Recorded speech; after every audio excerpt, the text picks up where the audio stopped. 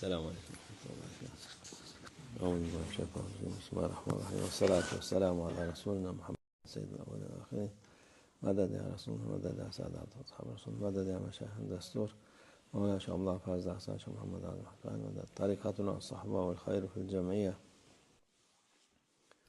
ہمارے رسول اللہ صلی اللہ علیہ وسلم فرماتے ہیں تفعلوا بالخیر تجدوا،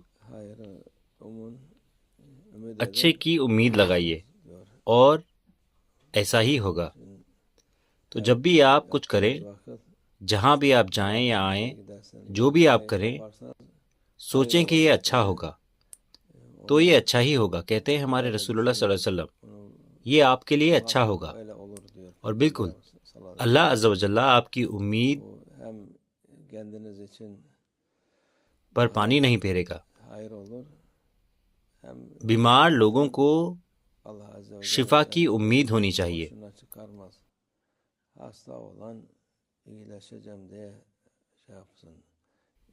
بے روزگار لوگوں کو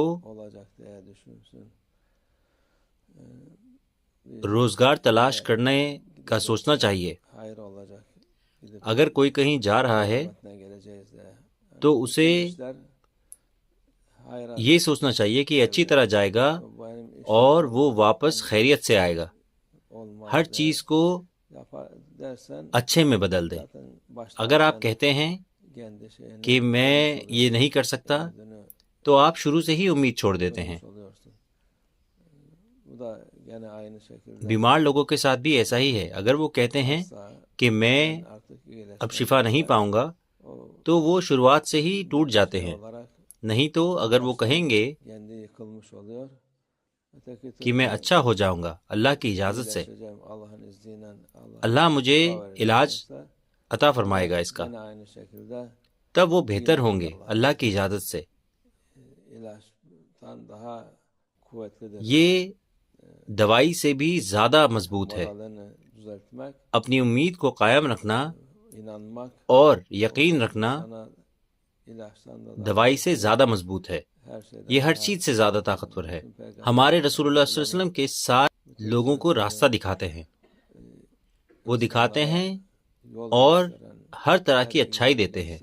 اس لیے ہمیشہ اچھا سوچیں، ہمارا کام اچھا جائے گا، یہ اور برا نہیں ہوگا اللہ کی اجازت سے۔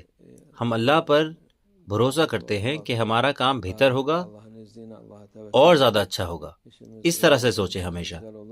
کچھ لوگ ہیں جن کو کہا جاتا ہے برا منہ والے۔